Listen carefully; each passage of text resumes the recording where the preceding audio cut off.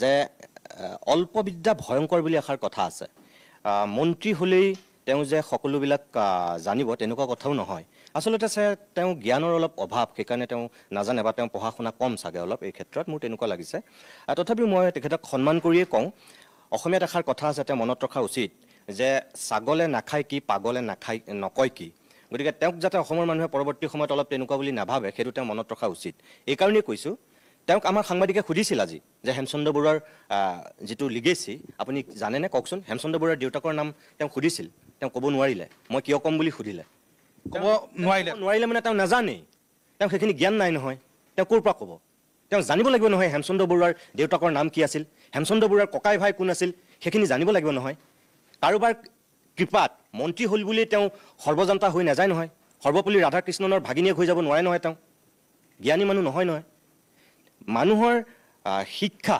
মানুহৰ কোৱালিটি বহুত বেলেগ বস্তু তেওঁ হিমন্ত বিশ্ব শৰ্মাৰ কৃপাত তেওঁ মন্ত্ৰী হ'ল বুলি তেওঁ সকলো জনা মানুহ হ'ব নোৱাৰে আৰু তেওঁ নাজানে সেইকাৰণে তেওঁ এই প্ৰশ্নখিনিৰ উত্তৰ দিব পৰা নাই মই তেখেতক কৈ দিছোঁ আপুনি যিহেতু নাজানে মন্ত্ৰী মহোদয় মই আপোনাক কৈ দিছোঁ হেমচন্দ্ৰ বৰুৱাৰ দেউতাকৰ নাম আছিল মুক্তাৰাম বৰুৱা আপুনি জানি লওক আপোনাক সাংবাদিকে সোধোতে আপুনি ক'ব নোৱাৰিলে হেমচন্দ্ৰ বৰুৱাৰ পিতৃৰ নাম আপুনি নাজানে কাৰণে আপুনি হেমচন্দ্ৰ বৰুৱাৰ লিগেসি বিচাৰি পগলা কুকুৰৰ দৰে দৌৰি ফুৰিছে মই আপোনাক কৈ দিছোঁ যে হেমচন্দ্ৰ বৰুৱাৰ দেউতাকৰ নাম আছিল মুক্তাৰাম বৰুৱাৰ তিনিজন সন্তান আছিল প্ৰথমজন আছিল হেমচন্দ্ৰ বৰুৱা দ্বিতীয়জন আছিল তুলসীৰাম বৰুৱা আৰু তৃতীয়জন আছিল দুলাল বৰুৱা তেওঁ এটা আৰু উপনামো আছিল এই তিনিজনৰ ভিতৰত হেমচন্দ্ৰ বৰুৱা ডাঙৰ আৰু হেমচন্দ্ৰ বৰুৱাৰ অসমীয়া সমাজ সংস্কৃতিৰ প্ৰতি কি অৱদান অসমৰ মানুহে দেখিছে আপুনি বাৰে বাৰে কৈ আছে হেমচন্দ্ৰ বৰুৱা নিঃসন্তান আপুনি মানে মই কি বুলি ক'ম জুবিন গাৰ্গে আপোনাৰ সন্দৰ্ভত এটা কথা কৈ আছিল মোৰ কাণত এই মুহূৰ্তত সেইটো বাজি আছে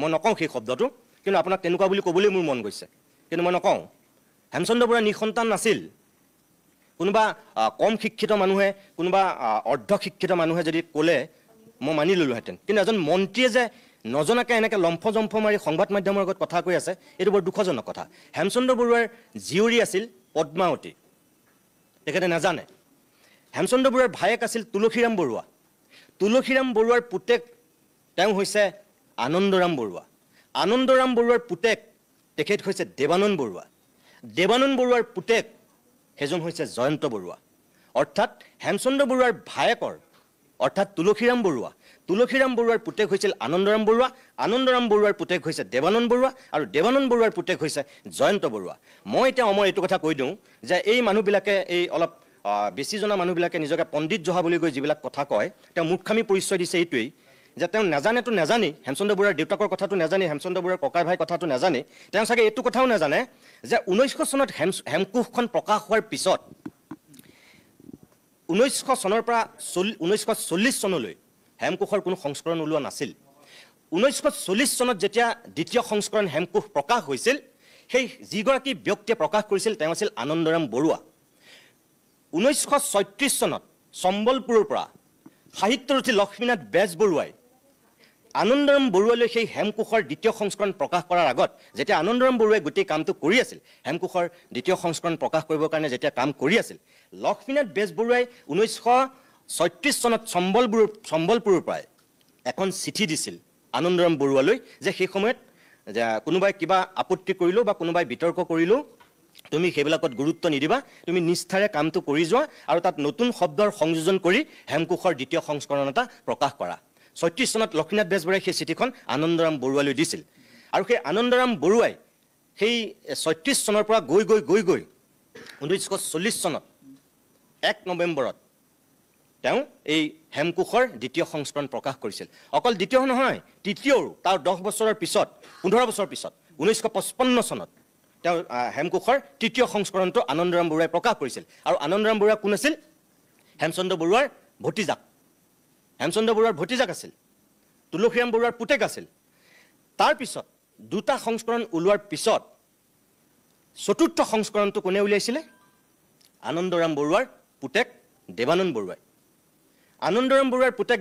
অকল চতুৰ্থ সংস্কৰণতে ওলোৱা নাছিল চতুৰ্থ সংস্কৰণৰ পৰা একাদশ সংস্কৰণলৈকে দেৱানন্দ বৰুৱাই ওলাইছে দেৱানন্দ বৰুৱা কোন জয়ন্ত বৰুৱাৰ দেউতাক দ্বাদশ সংস্কৰণৰ পৰা এতিয়া এই পঞ্চদশ সংস্কৰণলৈকে এইকেইটা সংস্কৰণ কোনে উলিয়াইছে জয়ন্ত বৰুৱাই উলিয়াইছে। তেওঁ সেইখিনি জ্ঞানেই নাই যে হেমচন্দ্ৰ বৰুৱা আৰু তুলসীৰাম বৰুৱা যে ককাই ভাই, তুলসীৰাম বৰুৱাৰ পুতেক যে আনন্দৰাম বৰুৱা, আনন্দৰাম বৰুৱাৰ পুতেক যে দেৱানন্দ বৰুৱা, দেৱানন্দ বৰুৱাৰ পুতেক যে জয়ন্ত বৰুৱা, তেওঁ সেইখিনি জ্ঞানেই নাই। অৰ্থাৎ পদ্মাৱতী, হেমচন্দ্ৰ বৰুৱাৰ জীয়েক আছিল পদ্মাৱতী, পদ্মাৱতী ঢুকোৱাৰ পিছত কিয়কলৈ বিয়া হৈছিলে, তিয়কলৈ বিয়া হৈছিল, তেওঁ সেই লিগেচিটো নাথাকিল। গতিকে তাৰপিছত লিগেচিটো মেইনটেইন কৰিছে তেওঁ ভতিজাকে। প্ৰথম হেমচন্দ্ৰ বৰুৱাৰ হেমকোষ সেইকাৰণে আনন্দৰাম বৰুৱাই উলিয়াইছে 1940 চনত। আৰু তাৰপিছত আপুনি তাত আকৌ নতুন শব্দৰ সংযোজন কৰি তাৰ তৃতীয় সংস্কৰণ উলিয়াইছে তেওঁ 15 বছৰ পিছত 1955 চনত। তেতিয়ালৈকে সেইখিনি আনন্দৰাম বৰুৱাই কৰিছে। তাৰ উত্তৰসূৰী হিচাপে আনন্দৰাম বৰুৱাৰ পিছত সেইখিনি কাম আনন্দৰাম বৰুৱাৰ পুতেক দেৱানন্দ বৰুৱাই কৰিছে। তাৰমানে দেৱানন্দ বৰুৱাৰ উত্তৰসূৰী হিচাপে জয়ন্ত বৰুৱাই কৰিছে। এইটো কি লিগেচি নহয় নেকি?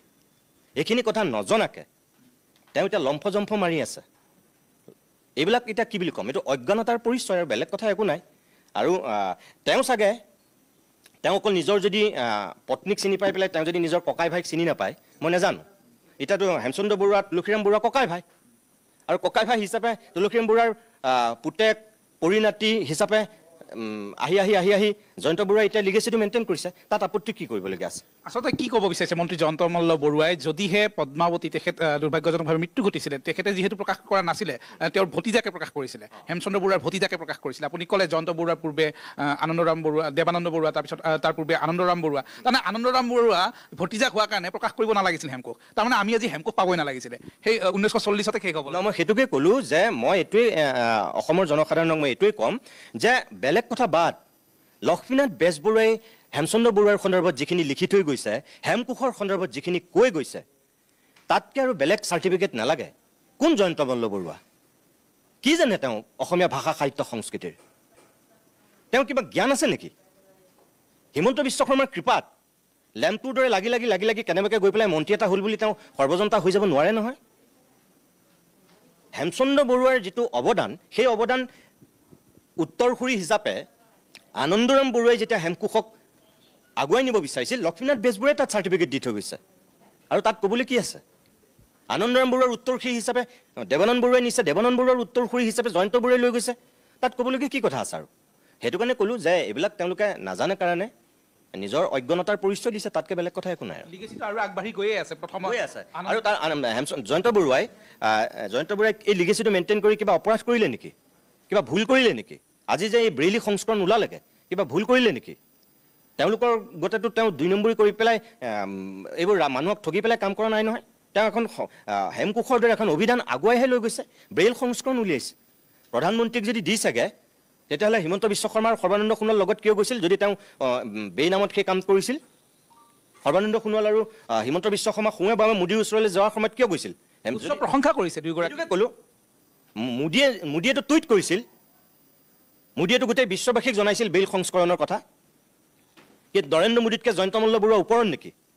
ক্ষমতাই মূৰত ধৰিলে মানুহে হিতাহিত জ্ঞান হেৰুৱায়। এটা কথা জয়ন্ত মল্ল বৰুৱাহঁতৰ নিচিনা এই চালা চামুণ্ডা পাবত গজা নেতাবিলাকে মনত ৰখা উচিত, ক্ষমতা সদায় নাথাকে। সদায় তেওঁ সেই শক্তিশালী মানুহ হৈ নাথাকিব। অসমৰ মানুহে এইবিলাক মানুহক ধূলিৰ লগত মিলাই দিবলৈ বৰ বেছি সময় নালাগিব। কিন্তু তেওঁলোকৰ এই অহংকাৰে তেওঁলোকৰ পতন আনিব। নিজক অলপ সম্বৰণ কৰক, সম্বৰণ কৰি সঁচাটোক মানি লওক। মোৰ তেওঁলোকৰ প্ৰতি এইটোৱে আহ্বান।